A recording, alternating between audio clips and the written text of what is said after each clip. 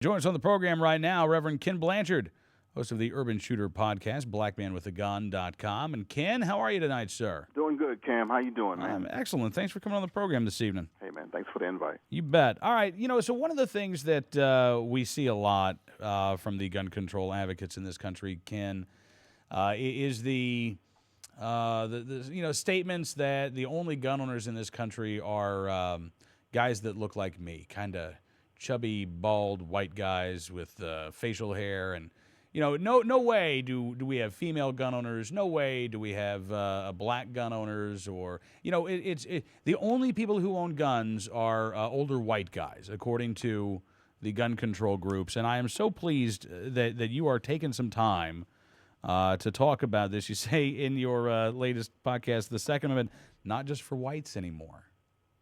Yeah, man. I got a call from a friend in Chicago. She said, "You gotta calm me down. I'm kind of upset. This journalist just called me and they said that gun stuff is just for you white guys." And I thought, man, when are we gonna stop this foolishness? And then after I calmed down, I thought, let me just write this stuff down here. That we got a history of gun rights that includes everybody, and that's the best part about this whole Second Amendment thing, is that it's for everybody, and it's uniquely, unapologetically American, and I love it, and it's time for people just to realize that it's for everybody. Well, and I mean, I got to say, I think, frankly, I think that it is I just think it's a weird comment for people to make, that the right to keep and bear arms does not apply to all of us, and this attitude that in urban areas or big cities, we don't need to have a real robust Second Amendment. These remarks that I hear sometimes, that there's no good reason for a person to want to own a gun. There's no reason for a black person, Ken, to want to own a gun legally. There are some really just out there comments that are being made by some of the people who really don't support your right or my right to be gun owners. Sometimes it's ignorance, and sometimes it's arrogance.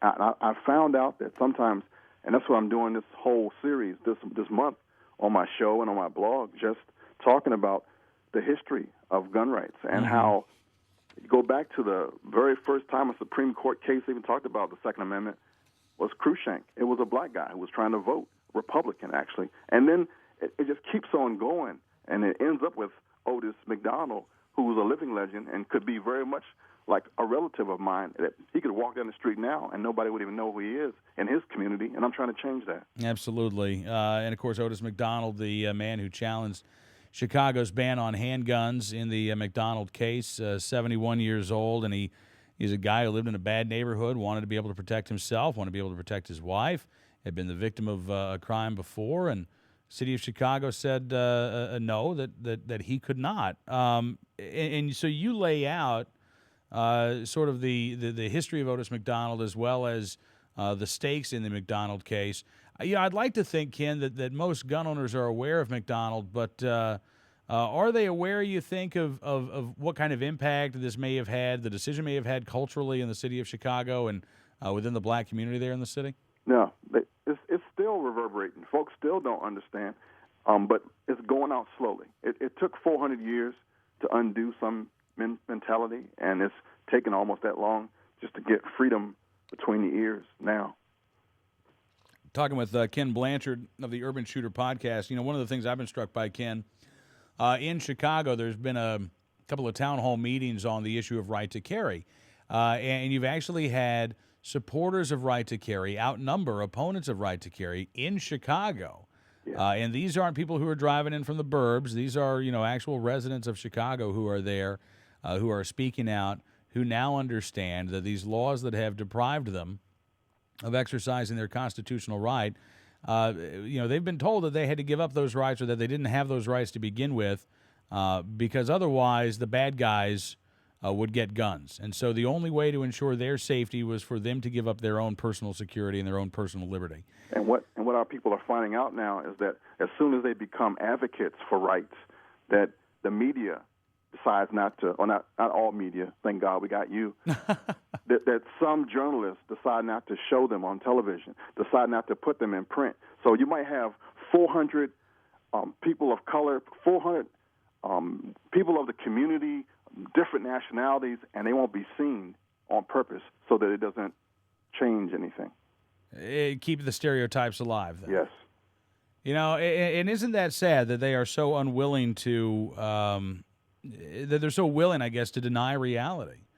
And the fact of the matter is, again, I don't think you can, I don't think there is such a thing as a stereotypical gun owner in this country anymore. No, not anymore. You agree? Totally.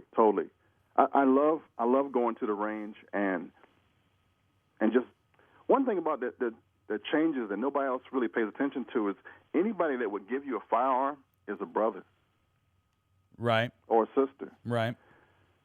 There are people who won't give you a gun, and they're usually the same ones that are trying to take it away from you. I think you're right. So what kind of reaction have you been getting for your podcast this month, Ken? Oh, it's been all positive, so I'm going to have to keep on educating and entertaining at the same time. Well, listen, man, I really appreciate you coming on the program. It's always good talking to you. Hope we can do it again soon. Thanks, Kim. I appreciate you so much, dude.